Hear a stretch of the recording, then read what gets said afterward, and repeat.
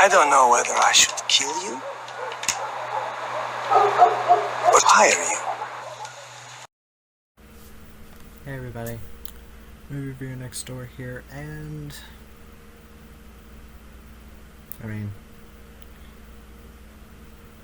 I don't know how long I'm gonna make this video.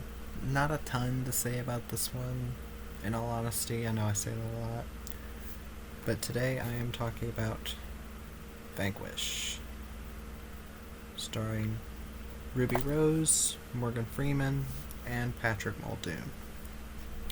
Now, this is a 2021 action thriller about a mother who is a former drug courier in Russia, or Moscow in Russia, who the only person she trusts is this retired police chief who is played by Morgan Freeman, and her daughter is terminally ill. That's what you're supposed to assume. They never really say an illness. And she says, "No, I can't do this anymore." Morgan Freeman says, if you do this thing for me, I need to use some of your skills, then I'll pay for everything. I will get your daughter well. She says she can't do it. She realizes her daughter isn't in the house anymore, and then she's forced into making 5 pickups and bringing them back to the house. So, this film's story might sound very similar to another film if you've heard of Collateral from 2004, starring Tom Cruise and Jamie Foxx. This film's plot is almost identical. I'm not going to say rip-off. Other people have done that type of film. It's kind of a Transporter type thing too, and I wouldn't call Transporter a rip-off. I'm not calling these rip-offs of each other. I'm just saying it's a better version of this film. This film and Collateral have quite a few similarities. But then again, I'm not going to call it a rip-off. Did I like the movie? It's kind of hard to say I don't mind it. I think it's a time waster. Mostly when I give a film a 6, and I do give this film a 6, I'm saying time waster. I don't really think I'd ever want to see it again. I don't hate that I saw it.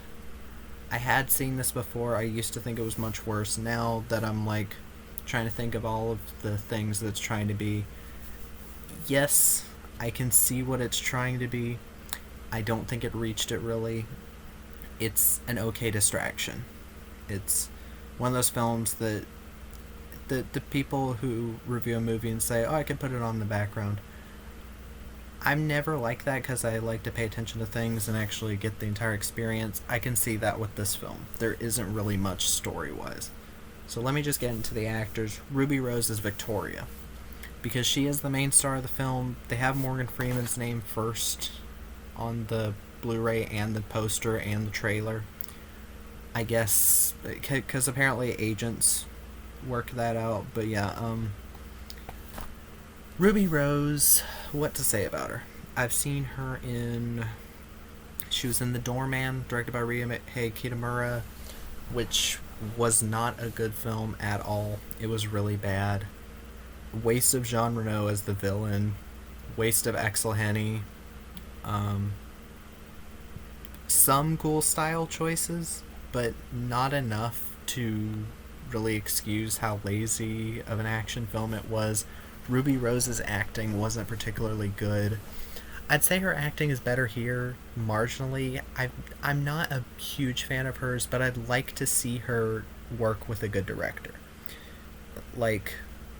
Get her in a Jesse V. Johnson type movie. And I don't mean as a lead. I'd rather an actor that can act and do their own fight scenes, like Scott Adkins, Michael Jai White, Ashley Johnson. Actors like that. But I'd like to see her work with a good director. Here, she's fine. I buy her shooting guns, I guess. She has one emotional moment that I thought was alright. I'm not gonna just shit on her. Morgan Freeman as Damon, the retired cop. Morgan Freeman, I feel kind of bad for him.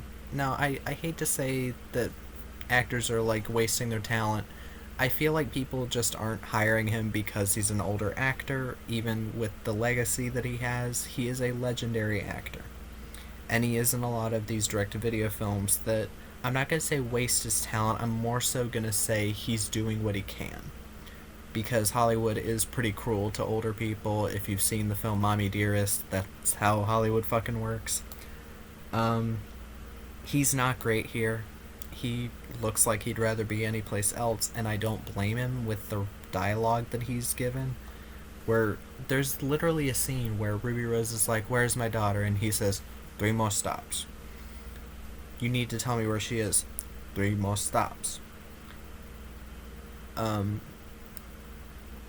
I don't know why I ever trusted you. I thought you cared about us. 3 more stops. But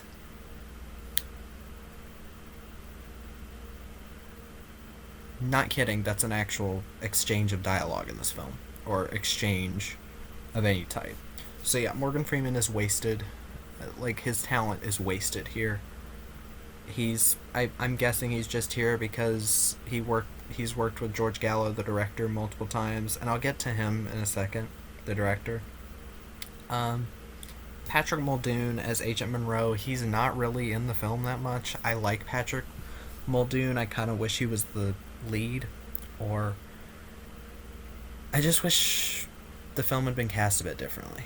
He's kind of just there to have another name on the film. He's given nothing really to do. He's not given anybody to kill or any action scenes, which sucks. The director, George Gallo. Now, on the front of this, a lot of these direct-to-video films don't have, like, distinguished directors behind them. They usually have directors who are specifically doing direct-to-video films of this type. Like with the Bruce Willis films, with the Sylvester Stallone direct-to-video films, Dolph Lundgren, Jean-Claude Van Damme.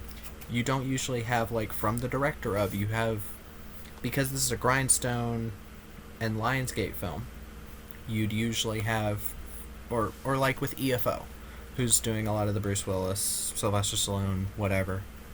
It'll say from the producers of Lone Survivor and The Irishman. The Irishman one is a very big technicality. I didn't like The Irishman. I thought it was boring. And I think people love it just because Martin Scorsese did it. Haven't seen Lone Survivor, but they love to flaunt that. This film isn't EFO, it's Grindstone, but Grindstone works in conjunction with EFO a lot. It says, from the director of Double Take, Middlemen, and The Poison Rose. The Poison Rose is another film Morgan Freeman was in from this director. It has a pretty decent cast. Famke Janssen's in it. John Travolta, but John Travolta's been in quite a few of these direct-to-video films too. Middlemen, I've heard good things about it. And Double Take is a film with, God, I can't remember his name, but he's a comedian.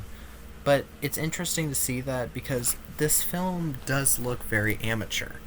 It feels like it's trying to go for a, like, Akira type thing, especially with the motorcycle sequences. Akira, the anime film from the 80s. It very much feels like it's going for that type of visual style, especially with the editing, the, like, slow fades in the editing, the, like, whew, like, fast Star Wars type cuts. It does feel like it is trying to have its own style. And I'll give it that. I don't think I've seen a film with this type of style. I just don't think they executed it well. It does feel like they're trying to stretch their budget in one of the weirdest ways possible. Just because you have stylish editing doesn't make your film look better or be better. Now, when I said that this film is mostly just passable, I mean that in all aspects. Acting, passable at best. Cinematography, there really isn't that much memorable cinematography. The action, this is supposed to be kind of just a mindless action thriller, and there's not a ton of action. There's a few short scenes. The first action scene is very bleh. I'll give it one thing, it's decently violent. There are some pretty bloody headshots that happen, but I mean, it's also CG blood, which I'm not the biggest on. there are ways to do CG blood where it looks great. 24 Hours to Live with Ethan Hawke. That's a really well done action film that I think more people should watch. It has pretty amazing CG blood, some of the best I've ever seen. This film, most of these kinds of movies, I don't really mind the CG blood. The CG blood here looks fine, it's just that it kind of lacks impact. And a lot of the action scenes, it's like, oh, she did something stupid and she has to fly by the seat of her pants. This character's kind of an idiot. She's not the smartest, and she constantly gets herself in trouble all the time. And I'm really like, really? I'm rooting for this dumbass? But yeah, like, as an action film, it works, technically. I wasn't bored. This film is kind of stretched to feature length in a few ways. The first 6 minutes of the film is taken up by logos and the opening sequence where you learn information that you're just going to learn later anyway. This film reuses footage from itself. Like, Ruby Rose will have her character Victoria will have a talk with Damon, Morgan Freeman's character. And then you'll hear bits of that dialogue during the scene where she's biking to the next job. And I'm like, really? Why can't we just have the scene play in conjunction or something? Like, save time and make the film a bit faster paced. That's what I would do if I was if I was given this film to, like, re-edit. I would just, like, take out the first scene, like, chop it up, and, like, play the scene during the biking scene. So that it's like, oh, she's thinking about it in her head, and we don't get told the same information twice. When you start being repetitive like that, it doesn't really help the film pacing-wise or storytelling-wise. It kind of makes it monotonous. That's what I'd call this film, monotonous. It's a bit monotonous. It's not the worst made film I've ever seen. It's not even the worst film I've seen from this year, from 2021. I'll have to look them up. But I definitely saw worse films in 2021. Give me a second to look them up. Yeah, every last one of them was easily worse. Black as Night. The Ice Road with Liam Neeson was very bad. Spiral from the Book of Saw, I hated that. Night of the Sicario, Missed Potential, Mortal Kombat. Assault on VA-33 is possibly the worst film I saw that year. Oh, and Payback. Payback from that year, 2021. That was really not that good.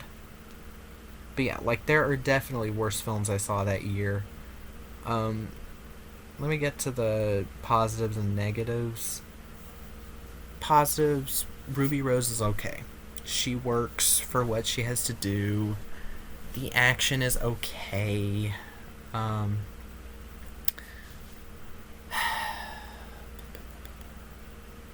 The film's pace is okay. It could be tightened up a bit. I wasn't really ever bored. I was more just like, okay, we can speed this along a bit. I was passively interested.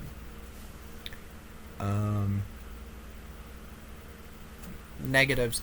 The cinematography, yes. The cinematography is quite bland. The editing really doesn't help. The lighting. Now, what I'm doing right now, my whole thing of, like, choosing a color of LED for my mood of the film.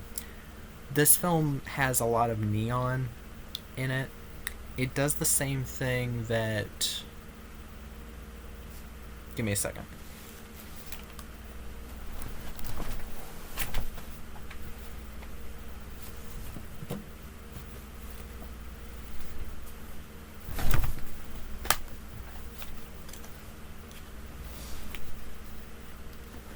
I know I should have come prepared, but it does kind of the same thing that this film did. Acceleration. It's one of Dolph Lundgren's direct-to-video films. Ah, shit. I messed up the lighting. But it does the kind of thing that it did where it was like, oh yeah, we don't have a big budget. I think this had like maybe a $2 million budget, which is not a lot of money, especially for an action film. I didn't mind it. I liked it more than this. But my main issue was that a lot of the lighting came off very forced, and there was no light other than that light. If you're gonna light a scene like that, I'd rather you like light the faces normally, like with a normal warm light or LED, whatever, and then have it be like kind of accent lighting. For me, this is my style. I like the LED style, so I do it for a reason. But yeah, I do wish it went more like this film, where it didn't try to. This film didn't try to be longer just to be longer. It kind of just got to the point. How long was this? It was 85 minutes, yeah. It didn't feel the need to make itself longer and longer just to hit that 90-minute mark. But yeah, other things, I do wish the action was done better. Even though I think the action is okay, it should have been done better. But yeah, that's about all I can say about this film. I own it because I found it cheap somewhere, and I was like, fuck it, it'll be cool. I like adding shit to my collection constantly. But yeah. Do I recommend it? Not really. If you have a vague curiosity, I guess go ahead. It says 96 minutes. It's 94 minutes with the credits, and without the credits, it is probably 85 minutes. But yeah, not much else I can say. One thing I will mention, there's an actor in this film. He's a character actor, and I wanted to mention him because it's John Michaeli, or Michaeli. He was in Run, Hide, Fight. He plays one of the drug dealers or whatever in the film, or one of the people she has to pick up from. And I thought he was kind of funny in this. He has a little bit where he pretends to be gay, and I don't know if the actor is gay, but he is fun when he does that. I find him funny. And it was cool to see someone who was in Run, Hide, Fight be in another film. Even if it's this kind of middle of the road, mid-film. But yeah, that's about all I can say about the film. Sorry, I don't have more to say. If you like the video, subscribe, comment, like the video. Turn on notifications, all notifications, so that you know when I upload a video, and movie reviewer next door.